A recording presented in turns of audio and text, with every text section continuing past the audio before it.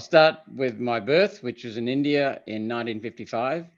My mother, who was Australian, and my father, who was Welsh, were in India while my father worked there. My brother and sister were also born there. I was educated by Italian nuns, even though we weren't Catholics, at an expat school there, and they used the Montessori method, for which I'm eternally grateful, and that probably helps explain some of my process thinking rather than, better understanding of process, which has helped me enormously. We moved to Australia when I was about 7 so that we could start my education in Australia, formal education. We moved around Hunter Valley, Central Queensland, Brisbane, Newcastle. Then what? I did a mining engineering degree, and after graduating with an honours degree in mining engineering, decided I better go and learn something. So I worked as an underground coalface miner for about 3 years, different mines, also one open cut mine. And then I had an opportunity to work in the United States for a very large coal company. And then after that, I worked for another coal company. And then I did what Australians do. I went broke just with my savings. I was fascinated by the United States. What a wonderful country. I don't have that same admiration and respect and fondness for America now, but I do for the American people and the American country itself, but not the government. As you probably be aware, I've learned a lot in the last 30 years. But anyway, I traveled through all 50 states. I came back here, got a job in management of the coal sector. And so I've been trained in atmospheric gases, including carbon dioxide. So then and my statutory qualifications are pretty onerous. That they're based upon carbon dioxide. And I'll come back to that in a minute, because that ties in with my entry into politics. Then in 1988 to 1990, I studied for an MBA at the University of Chicago, and which is very well known as finance and economics. And then I was offered some jobs in the States, but I was headhunted back to Australia by an international consortium to head up Australia's largest ever underground coal mining project. So I was brought back because my thinking is not conventional, and they wanted that. So after a few years, I left that job and formed my own business, helping companies around the world to improve their productivity, improve their leadership. And one of those was a company in New Zealand, and I spent 12 months helping them turn around a very complex mine over there. When I came back, I was stunned by this talk about carbon dioxide from human activity supposedly affecting the climate. And I thought this was rubbish. So I did some research and found out it is rubbish. A lot of research. And I talked to the best scientists in the world. It is rubbish. But I thought, who's little old me to doubt all these thousands of scientists and thousands of politicians who believe this stuff? And then I realized very few of them actually knew what they were talking about. And none of them who are advocating carbon dioxide cuts knew what they were talking about. And so I started speaking out publicly about it. And so I entered politics that way. I had a burning desire to fix this, because hydrocarbon fuels, coal, oil, and natural gas, are the lifeblood of our modern civilization and a bedrock for looking after the environment. And then Pauline Hanson heard me speak, and she asked me to stand beside her at the election, got into the Senate on her coattails the first time, and then got knocked out because of dual citizenship, even though I was the only one who actually wasn't a dual citizen, but I wasn't technically, hadn't technically renounced properly at the time of nomination. Then I came back into the Senate in 2019 on my own right, still in one nation, but on my own right, without Pauline standing beside me. And now Pauline and I are back in the Senate working together. So what got me into politics was just, my mother and father taught me that truth is really important. I know that I have a huge fondness and love for humans, and this anti-carbon dioxide campaign is really an anti-human campaign. It's an insidious, evil thing that's driving it, and we can talk more about that later. But that's what got me into politics. Mm-hmm. And what made you decide to join One Nation in particular, as opposed to any of the other two major parties, or any other of the other minor parties? What can you tell us about One Nation and their policies, what they stand for? Okay, my belief at the moment is that the original Labor Party, although it was socialist, at least it was passionate for the country of Australia. It worked for Australia, it worked for workers. It was a genuine party, and it's had some very good leaders. But we haven't seen that for 50, 60 years. Probably, yeah, 60 years. Maybe even 80, since the 1940s, actually. So 80 years ago. The modern Labor Party is not a Labor Party anymore. It's shot. It's just a woke party that's pushing a globalist agenda. So there's no way I would join the Labor Party. Some people suggested I should join the LNP and get into politics. I looked at the LNP and realised that they were basically gutless. There are some good LNP senators and members, but most of them are gutless.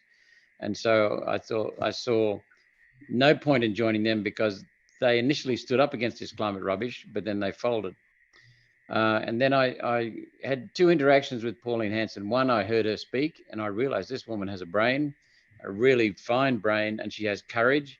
She has integrity, and that's the most important thing that I can see in politics: integrity and courage to say what you believe. The other thing about One Nation was that Pauline came to me to ask me to put together a policy on energy, and I did so. And it was just elegantly simple. It was made with another volunteer for the Galileo movement, and she liked it. And I just learned more about her. I had a very good friend who's in his 80s now.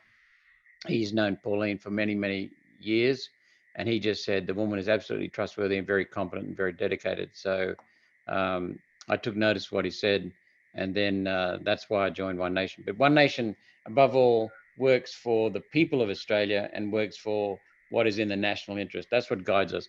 The party itself has no fancy philosophy, no fancy footwork. It just says we will do whatever is the best for the country. And that makes sense. Our policies are very strong, but we don't put forward a platform for government, because there's no way we can form government in the near future. It'll take some time.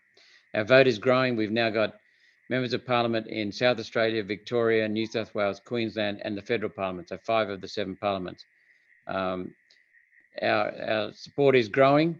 Mark Latham's doing a wonderful job, in particular in New South Wales. And so I can see in the future we might be able to form government, but not for a while. So what we're trying to do at the moment is just show our political, not philosophy, our policies in terms of bringing Australia back in answer to things that are going on: climate, energy, immigration, medicinal cannabis. We are very strongly in favour of medicinal cannabis, for example, and so many other policies that they're all based upon doing what is in Australia's national interest. Well, it's interesting you said that, because I've always had this theory for a number of years now that if One Nation plays their cards right, they really could be the UKIP of Australian politics. UKIP back in the day in Britain, led by Nigel Farage, it was often mistakenly seen as a party for disillusioned Tories. But according to Matthew Goodwin, a political scientist and expert on populism, really, he did an in-depth look at UKIP and their voter base. And actually, the majority of their voter base for UKIP was actually old Labor.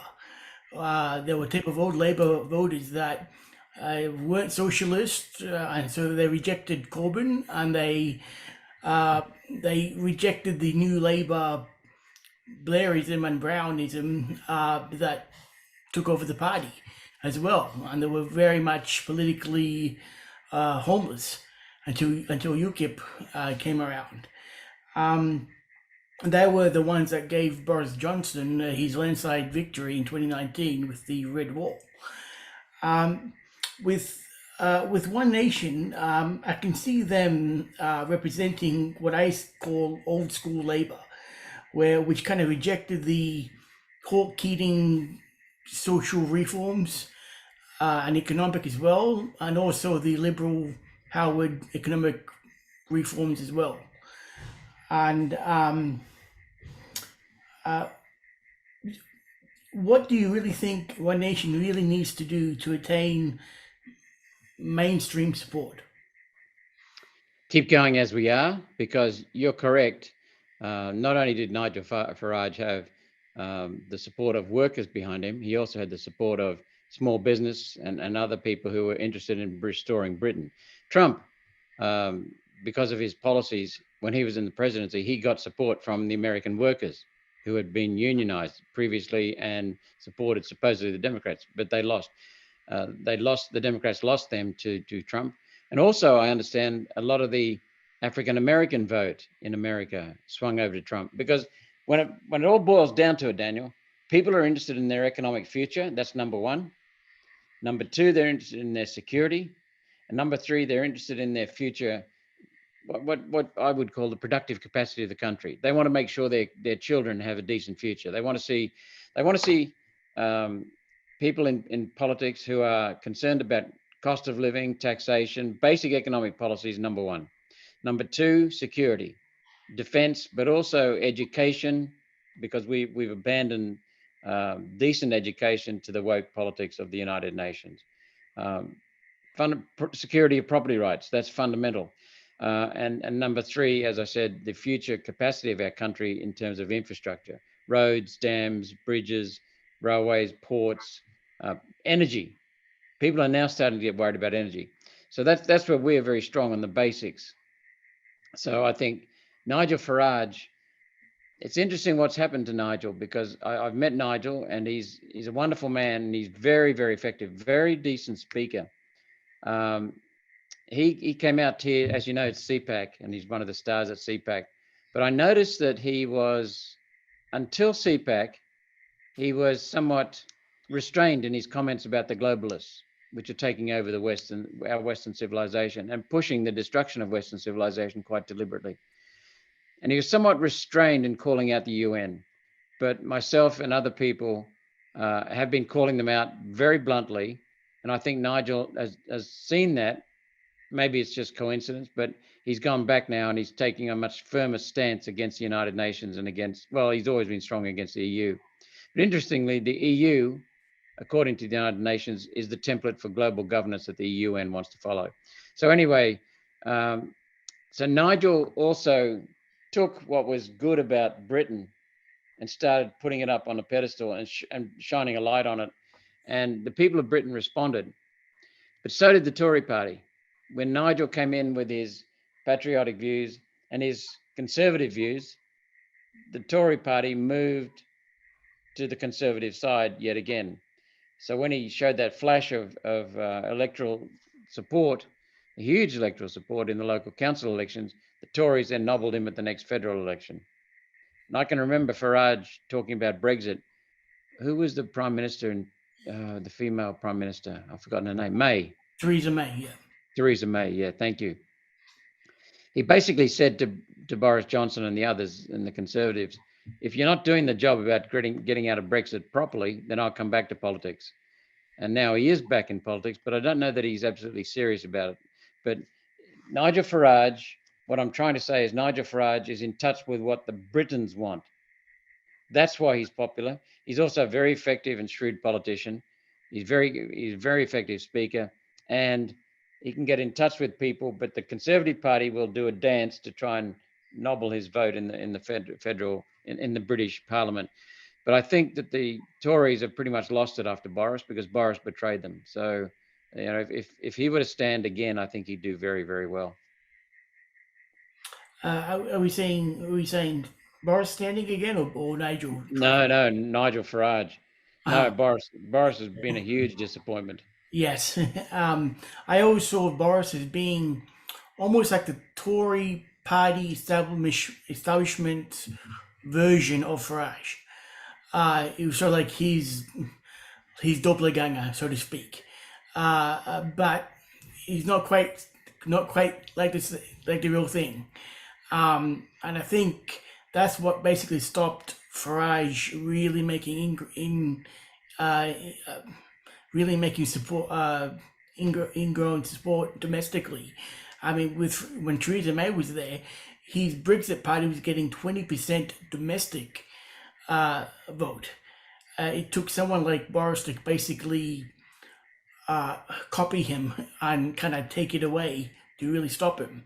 Because besides Boris, there had no one else even pretending to be populist within the Tory party. So, but yeah, I think Boris is basically gone now. I don't really Oh see him yeah. come back. And the Reform Party is now, I think, 8, 9, 10% with Richard Tice. But I don't know. As good as that is, Tice still doesn't have the grand personality like a Farage or even a Johnson. And I think people are kind of waiting for Farage to kind of come back yet again, but he seems reluctant. Yes, I'd agree. That's a very sound summary you've just given us. Boris Johnson was, if we want to be unkind, that we'd call him a fraud. Boris Johnson, if you wanted to be generous, you'd say he lacked depth. But I would put him somewhere in the middle there because he pretended to be someone who he wasn't. So in that sense, he was a fraud. He pretended to be for Britain, but he wasn't. And he pretended to be a good bloke. And well, maybe he was, but there was all pretense. Whereas I see Nigel as very genuine, very down to earth, a good bloke at the same time, but very astute. So I'm not saying Boris is not intelligent. I'm saying that Boris is not genuine, and Nigel Farage is the real thing. So uh, with Rishi Sunak in place, then it might be a huge opportunity for Nigel Farage because Rishi is a definite globalist, and Oh, Britons are tired of that. absolutely.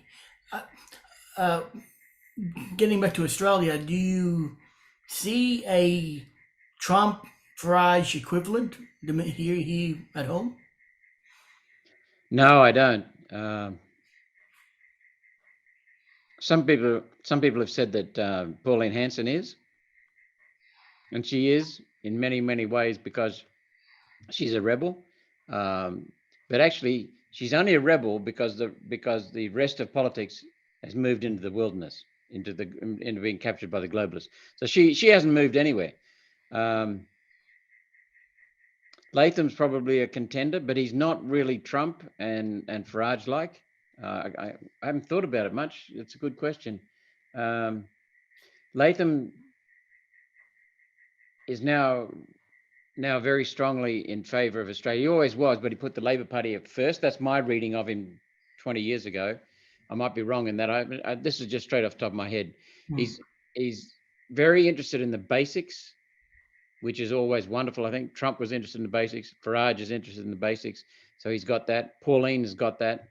Um, they're both, Pauline and Mark, are willing to speak up and say whatever they think. So they're like Trump and Farage in that sense.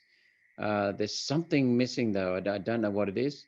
Latham's one of the best in the country, and so is Pauline. Pauline's one of the best in federal parliament because she stands up for what she believes in, and I think that's the key to both of them. They both say what they want, and they don't care what people think, and that's Farage, that's Trump. Hmm. So I can't explain to you why I don't think they're quite Trump and Farage like. Yeah, but there's, Pauline has been described as Australia's version of Donald Trump Hmm. in a very kind, um, complimentary way. Hmm. She hasn't got Trump's bombacity or super confidence. She hasn't got that arrogance almost, but But she's got few a lot of do. response. Few do. Sorry. Few do, though. Well, that's something I noticed about Trump. He was he had a lot of confidence and a lot of bravado and very brash, but he always delivered on what he said. The only time I've seen him lacking confidence was whenever he was on a stage or a camera with Fauci.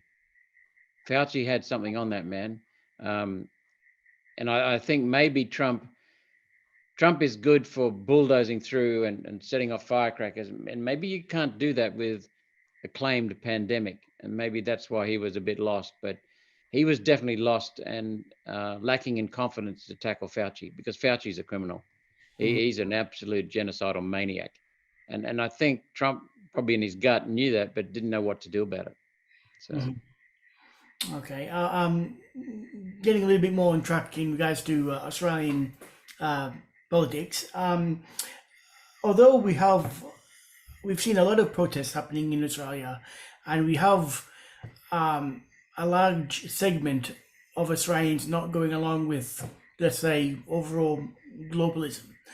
But um, it is disappointing from what I can see, where, for example, the last federal election, after 2 to 3 years of such a draconian treatment by their own government, Totalitarian. both federally and on state level, we still see the majority of Australians still voting for the two big parties, and the collective anti-establishment parties known as the freedom parties um, really had a disappointing result overall. Um, what do you think will it take for Australians to vote in mass for a minor party, and to have the breakthrough moment, as we've seen recently with the Dutch regional elections that saw the Farmer Party win out of Yep. nowhere? Australians seem to be way more tolerant and disbelieving how bad things actually are, I would say. Do you agree with that perspective, or what's missing for this breakthrough moment to happen? Well, I think what Europe has got ahead of us is they're closer to the apocalypse, the economic apocalypse, and I think they're starting to really sense it. So I first started work exposing the climate scam and the corruption in 2007, late 2007, early 2008. Then I was not hired, but I was appointed because I took the job only on the condition that they would not pay me. I had to be a volunteer because I want to maintain my complete lack of conflicts of interest. Um, so I headed the Galileo movement, and I had a very good volunteer named Paul who was working with me in that, and other volunteers, but he was my right-hand person. And he said to me, he was working very hard despite having a young family, as was I, in trying to end this climate scam. And we had very, very strong material. But Paul said to me one day, didn't stop him working, and he kept going after this, but he said to me, it's not going to happen until people can feel the pain. What we're seeing in this country is the pain starting to get worse economically. It's getting really hard on the poor people and on middle class families. And so people are starting to wake up. The other thing that we've had, Daniel, is that COVID woke a lot of people up, or rather the government's mismanagement and the totalitarian fraudulent practices of both state Labor and Liberal and federal Liberal governments working in collusion revealed a lot of question marks to people, and they saw what was going on. And that has opened their eyes to the globalist push, which has been destroying our country since 1944, and under the UN and the World Economic Forum since 2018. And so we've got a lot of people now looking at climate and saying, hang on, that's got all the hallmarks of the control freaks from COVID, and the hallmarks of the international influence from the United Nations. So people are waking up. But I think what happened in the 2022 federal election, Daniel, is that the Greens pushed policies about the rainbow unicorns down in the garden, and what a lovely life we can have. Just give us integrity. And the Teals the same. People didn't vote against Liberal and go to Labor. They voted against Liberal and went to the Teals. So there was a hell of a backlash against both Labor and Liberal. We now have a Labor government. This answer is going to take some time. We have a Labor government with less than 33% of the vote. We have a Liberal, in the Senate, we have a Labor Senate Pocock coalition. They pretend to be different, but they scratch each other's back. They help each other cut debate, guillotine debate. They help each other on the same legislation, bringing it through. And they're all three of them are destroying the country, but they work together very, very closely.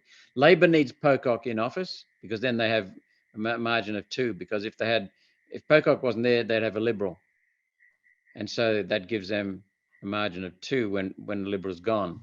And Pocock is essentially Labor Greens.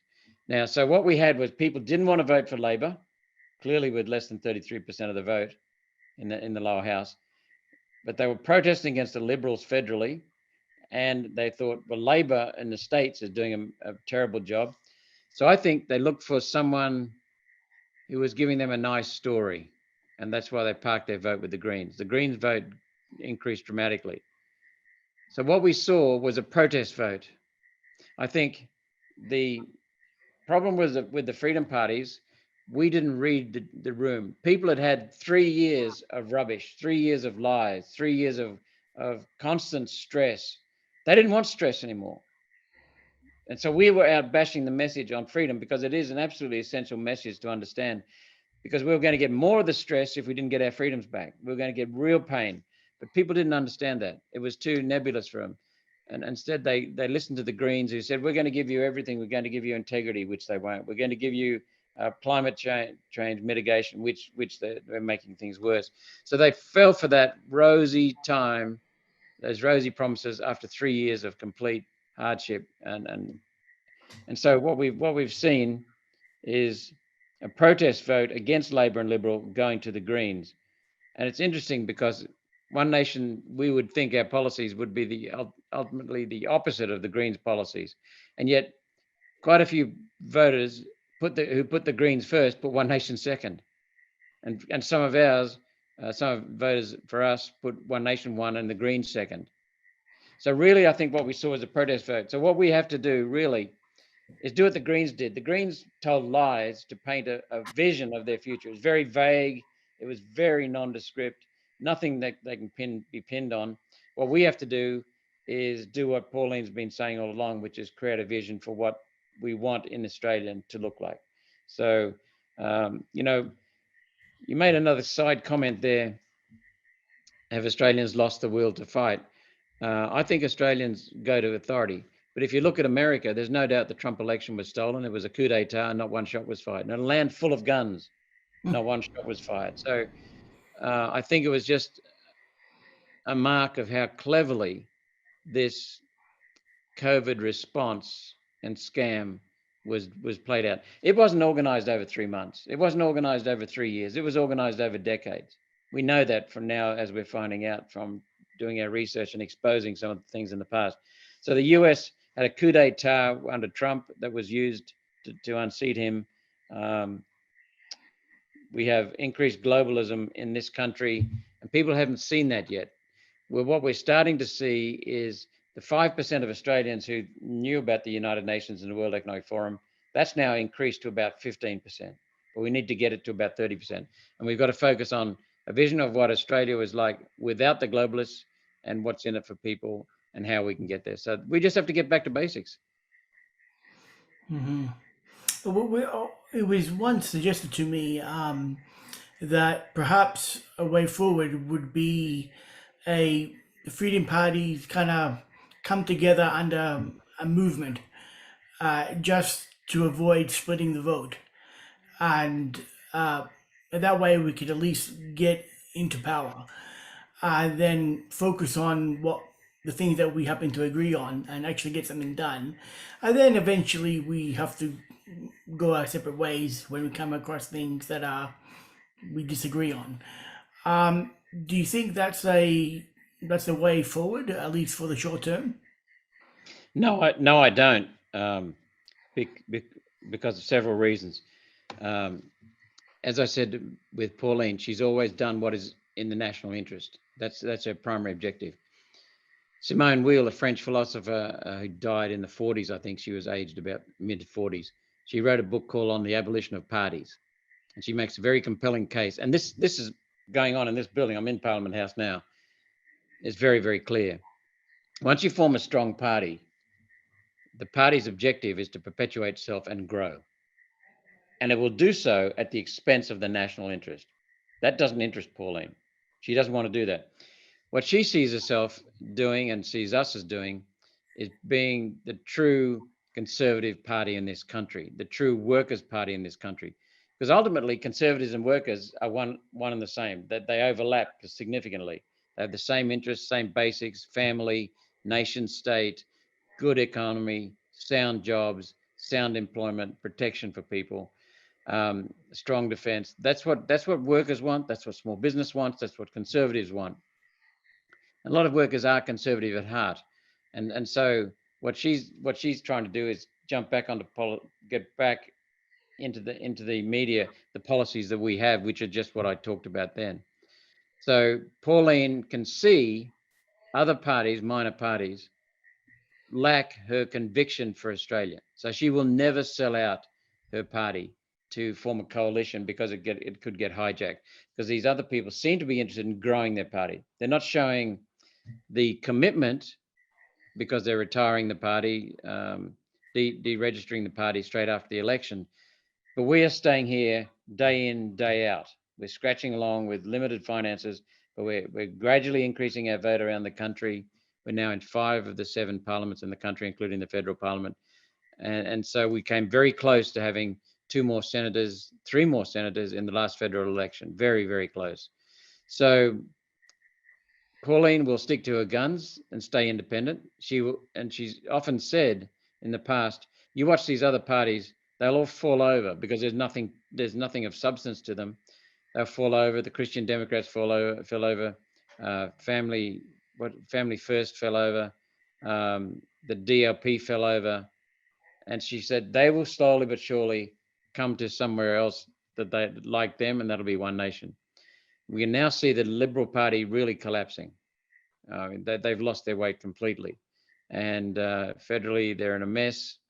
And what they will have to do is realise they will have to work with the freedom parties, and otherwise they'll be shot to altogether. If you look at Western Australia, what do they have? 2 members of Parliament in Western Australian State Parliament. The Nationals have got 4. I mean, that's terrible. Wasn't there a paper come out fairly recently saying, at least for the federal level, that the Liberal Party is no longer fit for purpose? No, definitely. There was some document that actually, I think they did a self-assessment or something. Do you remember what I'm talking about? No, vaguely, but I can't remember the details, Daniel. Right, because I do remember something coming out that even internally it's understood that they're in trouble. Well, we know that the better senators and members of the House of Reps are saying that openly to us. They're saying that they know their party is shot. Do you think you'll find some defections actually occurring? I don't know. Was party loyalty too strong for them to actually jump? It varies from individual to individual. There are some Liberals, very, very few, probably only 1 or 2, who are so strong in their conviction and who are effective at rallying the true Liberal Party. Okay, they will probably stay in the Liberal Party. There are others who appear to be thinking that no, there's no hope, but they will soldier on anyway. And there are others who've got political ambitions, and they will, of course, stay there. They won't jump ship. Right. We've had people talking about jumping ship, but not strongly. Apart from two people talked to us very strongly about it, but the rest, I think they're too focused on the Liberal Party at the moment, but they're deeply concerned about it. Mm-hmm. Okay, moving on, moving abroad, we can see many national populist parties gaining momentum or uneven government, as seen in Italy most recently with Yeah. Malone. I wrote on one of my articles I wrote on my website was the idea of I proposed the idea of a creation of a anti-globalist international. I know this isn't really a new idea. There already are the International Democratic Union, which is basically the conservative branch that has all conservative parties across the world joining, and also the Socialist International as well, with obviously the left. But as I wrote there, that they both seem to be basically globalist. and I would suggest that this national populist movement internationally really would benefit from actually getting together. Um, that's why I suggested its own international. I know Steve Bannon at least attempted that in the past, but it didn't really go anywhere. I think partly because he was focusing purely on the right of politics across the world, and regardless how extreme some of the options were, which I think kind of soured a lot of people from actually joining him. Um, so my idea isn't new, but would you think that such a proposal is realistic? And would you see that actually occurring? On the COVID, no, I don't. To give you the short answer, and I'll try to explain why. With the COVID mismanagement, a gross mismanagement, it was never meant to be focused. It was never focused at all on helping people's health. COVID mismanagement was never focused on that. It was focused on control of people and wealth transfer to big pharma. That's the fundamental things, and they were implemented using deceit. So deceit leading to control and wealth transfer. In in in each of several countries, not all countries, in each of several countries, there were people like me speaking up, and we got connected by various people, some by doctors, some by politicians, because they could see some merit in keeping an open dialogue and seeing what was coming up. But they quickly withered because it takes energy and action to actually keep that together. Because the natural interest is in each of our countries, and Mm-hmm. each of us, our interest is in the country. And what we've got, so I'll move to the next point. I'm just trying to unpack this. I haven't dealt with this before, so maybe we can unpack it together. But the other thing, there are two fundamentals for structuring a society. One is the family, and the other is the nation state. They're fundamental. And globalists are trying to destroy the family so they get people looking to the government. And then they're trying to destroy national government to get people looking to global government. I mean, that's nothing new. You've heard that these same lunatics at the top of the WEF, World Economic Forum, and the United Nations have been saying that for years. Um, so I don't. That's the second thing. I think the best way to deal with these mongrels is to come up with a strong national focus, a strong family focus. So the other thing is that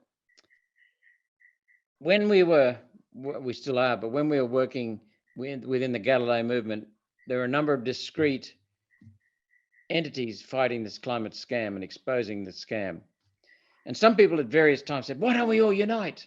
And I said, "No, no, no, no." And Viv Forbes, another strong one, who said, "Don't unite," because what happens when you unite, Daniel, is that you might have 5 or 6 groups. They all come together. They pick one leader, and then their opponents destroy that person using lies. It doesn't matter. They just destroy that person.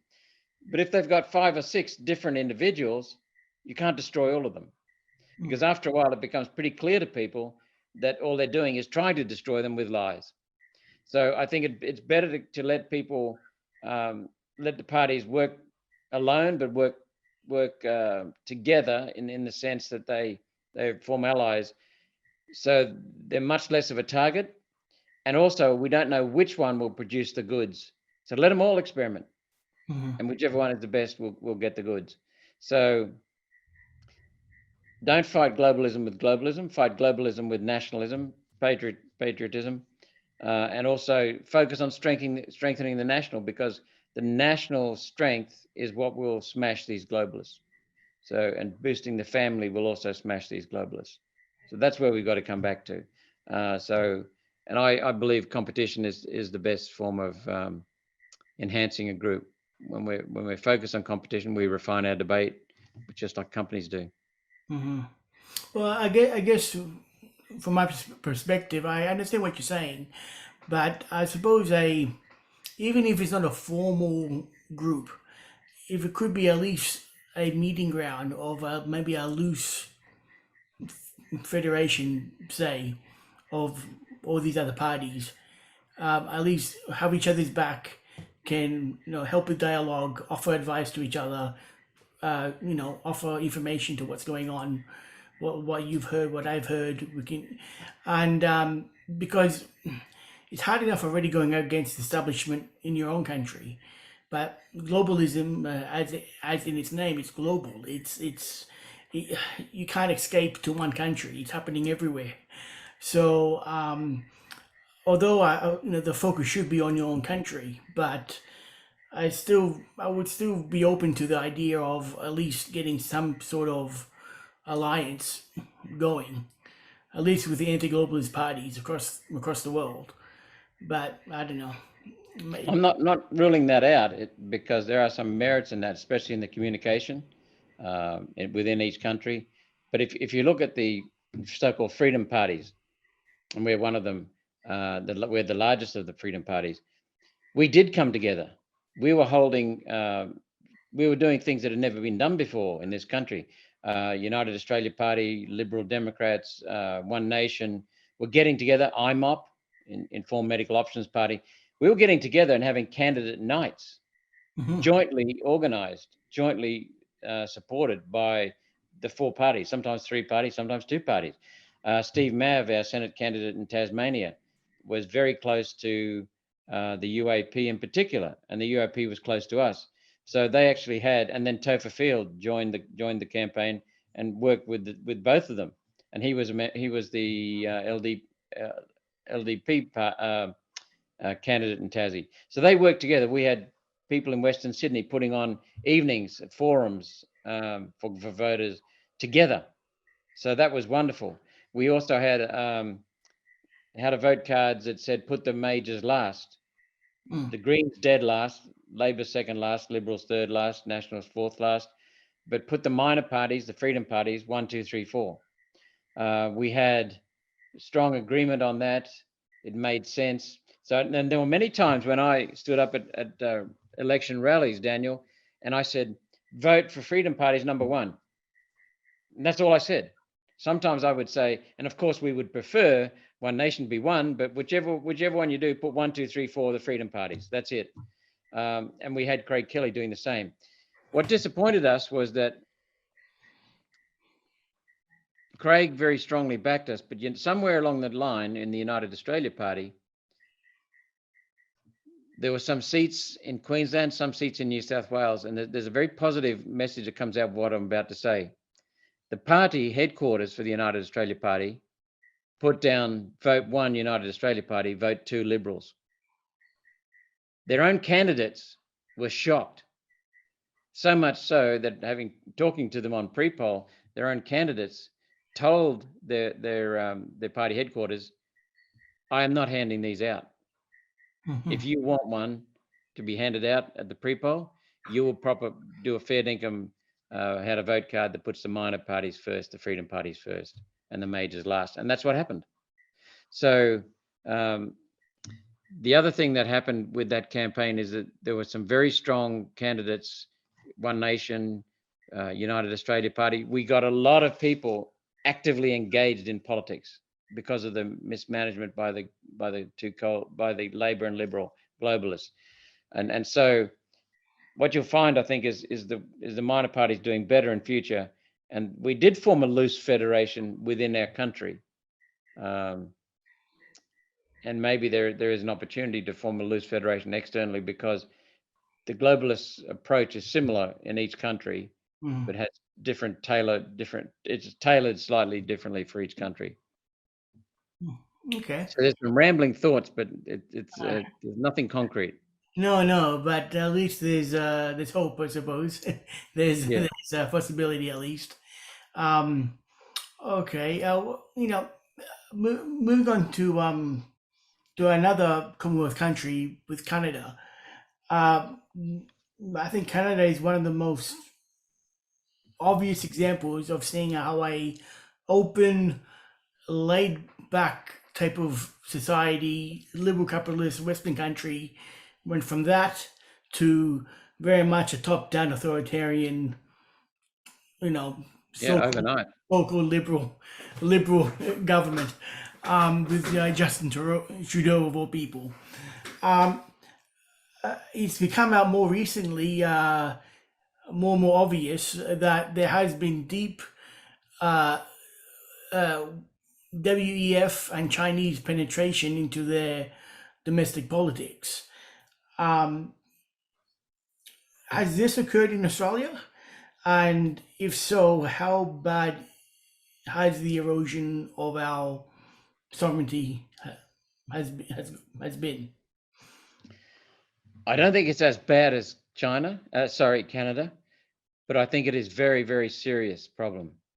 We have ceded our sovereignty in many, many forms. A bigger problem, or an allied problem that exacerbates that, is the complete lack of sound governance in this country. Policies and legislation from both the Labor Party and the Liberal National Party, and especially from the Greens, are devoid of any data. They often contradict the data. The empirical evidence is often contradicted. They go with headlines, they go with looking after their vested interest, looking after their donors, with looking after emotional issues that the media push. And the globalists own the media, so they're pushing the globalist narrative there. So Labor and the Liberal Nationals have been captured by the globalists. There's no doubt about that whatsoever. There's so little difference in the policies put forward by Labor compared with the policies put forward by Liberal Nationals that they're basically the same. You know, a friend of mine and other people have used this analogy.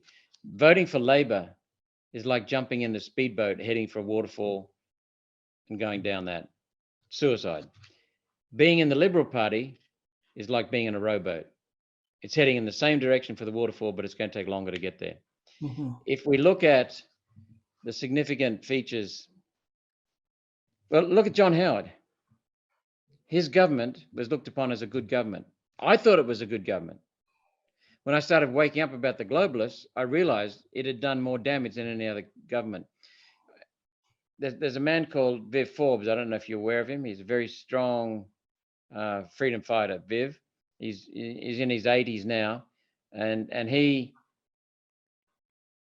put out a newsletter saying these are the worst prime ministers in history. So he rattled off some. He listed some as being benign. They didn't do much damage. Some others as doing minimal damage. Then he came to his top 3 worst prime ministers. I've forgotten who was 3 and I've forgotten who was 2, but John Howard was number 1. And Viv, if he's going to go anywhere, it's going to be onto the liberal side of politics. But when he did his research on John Howard, he came to the same conclusion I did. John Howard put in place. See, this is a liberal government talking about fundamentals for liberalism, which is personal enterprise, freedom of choice, freedom of speech, secure property rights, fundamental things like secure property rights, strong borders, looking after our country first. Now, John Howard put in, when the UN passed its Kyoto Protocol in 1997, he said, we won't be signing it, but we will be complying with it. So his government then decided, how do we do that? Because the Australians weren't in the mood for shutting down power stations and cars and agriculture and factories. So he realized he couldn't cut the production of carbon dioxide. So what that government did, the Howard Anderson government did, was that they developed with the UN the opportunity to stop the clearing of land and get credits for the stopping that clearing because trees absorb carbon dioxide. So they're basically saying, if we hadn't put in place these environmental laws on protecting native vegetation, there would be less carbon dioxide absorbed, therefore we get the credit for that. Then his government had a problem because under section 51, clause 31, I think, of the Constitution, it says that if the federal government interferes with farmers or with a landowner's rights to use their property, the federal government must pay just terms compensation. So shutting down the clearing of native vegetation in the states was not possible through the federal government because it would have cost them $200 billion in compensation. So Howard government went to the state premiers. In 1996 and 1997 in Queensland, that was the National Party Premier, Rob Borbidge. They did a deal, and I've seen this. I've seen the paper. There were the Prime Minister and the Premier, the Deputy Prime Minister, Deputy Premier, and the Environment Minister and the Environment Minister, federal and state. Six people signed, 4 National Party, 2 Liberal Party. And Howard was one of the Liberals. So they did that deal. And then Peter Beattie came into power in Queensland in 1998, the Labor Premier. And he extracted from John Howard hundreds of millions of dollars from the federal government to the state government. And in writing, Peter Beattie said, we will put in place legislation to stop the clearing of native vegetation so that John Howard's government can meet its Kyoto obligations. That's all he did it for. And so what we've seen now is the state government doesn't have the same constitutional limits on disturbing property rights, doesn't have to pay compensation. So Beattie stole those rights to use the farmers' land on behalf of John Howard's government. Bob Carr did the same in New South Wales, and he's on record on YouTube gloating and almost laughing sickly about stealing property rights. Now, you know from your way you cover your topics, Daniel, I'm sure you know that to a true liberal, there is nothing more sacrosanct than life and secure property rights. It's fundamental to freedom, fundamental to responsibility, fundamental to personal enterprise and human progress. At the same time as the Howard government stole property rights, they also introduced the renewable energy target, which is now destroying our electricity sector, just killing our manufacturing. The third thing was that people think that the Labor Party was the first to introduce a carbon dioxide tax. It wasn't. Labor Party was the first to implement it as federal legislation, but John Howard's Liberal government was the first to have a policy wanting a carbon dioxide emissions trading scheme, a carbon dioxide tax. Mm-hmm. Now, they're all heinous things for a Liberal to do, but there are 2 further sad things. One is that in 2007, John Howard got the boot as the member for Bennelong and the Prime Minister. 6 years later, in 2013, he spoke at the Global Warming Policy Foundation, which is a think tank that is opposed to what we're doing with our energy policies around the Western world. And he spoke there and gave the annual lecture at this skeptic think tank. And he said during his address that on the topic of climate science, he was agnostic. He did all of this damage without believing it and without having any evidence to back it up. So what we've also seen the Howard Turnbull. Turnbull was water minister and environment minister under John Howard's government. Turnbull came in and got a prime minister's appointment. They brought in the Water Act of 2007. And one of the stated aims for that Water Act of 2007 was to ensure compliance with international obligations. What the hell are we doing putting that in our legislation? We have seen the Liberals very strongly lurching back to the Labor Party. Morrison won the 2019 election by saying the Labor Party is pushing 2050 net zero. We will oppose it. Within months after winning that unwinnable election, he was pushing the 2050 net zero campaign for the United Nations. So what we see is the Liberal Party introducing globalist commitments. And then when the next Labor government comes in, it ramps them up. And that's exactly what's going on now. 2050 net zero has been ramped up.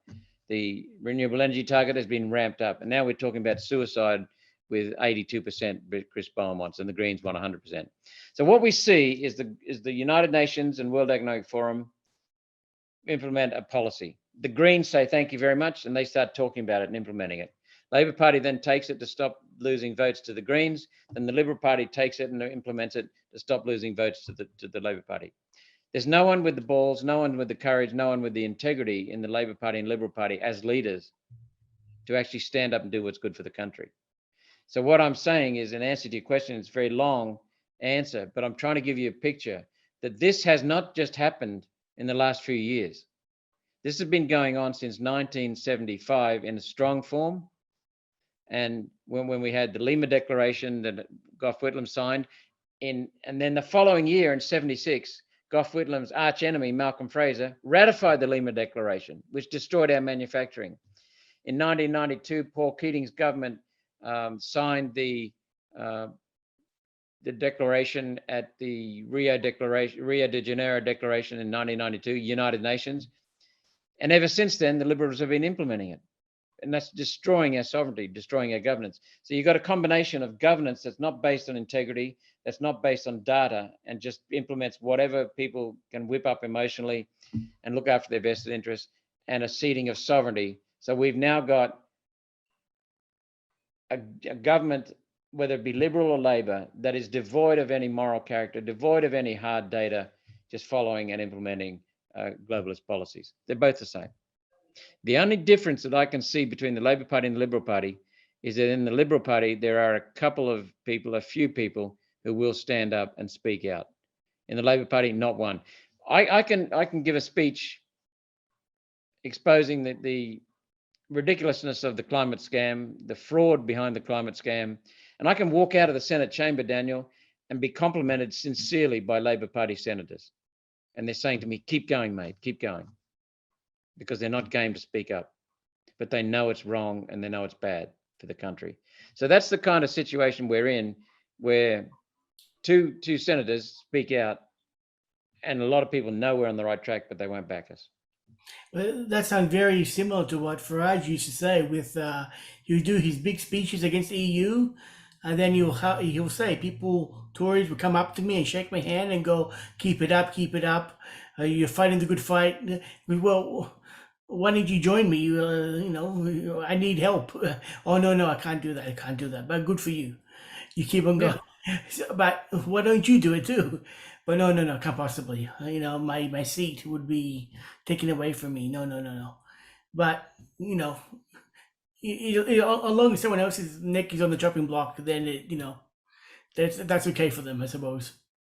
Well, see, Margaret Thatcher was a genuine conservative, at least in her first initial terms. And then she became a bit like John Howard's government, hanging on to power at all costs, and that was her downfall. But she realized that people like to know where you stand. So if I take a strong and clear stance, whether it be COVID, climate, or whatever, I'm doing that because that's what I genuinely believe. But I'm doing it after doing the research, so I've got the conviction to back it up. And then there's much less uncertainty for me and with me. Ronald Reagan and Margaret Thatcher were strong leaders. And while some people in Labor in particular detested Margaret Thatcher, they voted for her because at least they knew where she was going. Humans don't like uncertainty. And so if a leader is wishy-washy, like you see with the current crop, people don't know where the country's going, and that makes people nervous.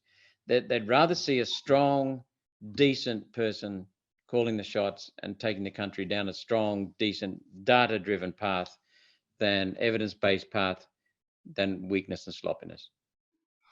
Mm-hmm. Okay, well, I had a few more questions, but I think our time is up. I would like to really thank you for your time. It's been a really in-depth, interesting interview. And is there anything else you would like to let the people know before we end things? No, other than I just want to say, Daniel, thank you very much for inviting me. There are three forms of media now. Correct me if I'm wrong. There's the mouthpiece media, which is owned by the globalists, pushing the globalist narrative. You can call them the mockingbird media, the lamestream media, the legacy media, the big brother media. They are pushing the globalist nonsense. They're propaganda artists. And we have got to stop buying that. The ABC is funded and is a globalist propaganda outfit as well. We have got to stop supporting that. And One Nation's policy would be either sell it or defund it and keep it just as a regional centre, because we don't need the ABC in Melbourne, Sydney, Brisbane, and Canberra. That's the first thing, the mouthpiece media. The second form of media is the anti-social media, the Facebooks, the YouTubes, because they're suppressing free speech. They're pushing a narrative. Bill Gates is funding some of that so that he can sell vaccines or COVID injections and not vaccines, and suppress the real truth.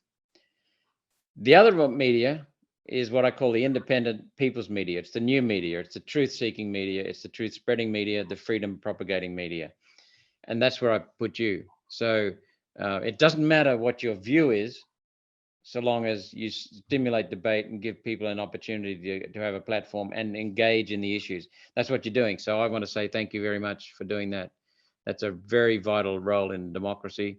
The mouthpiece media is let it go. The anti-social media is suppressing it. So thank you. Keep doing independent people media. Okay, well, thank you very much, and hope to speak to you again sometime in the future. I look forward to it. Daniel, thank you. Thank you.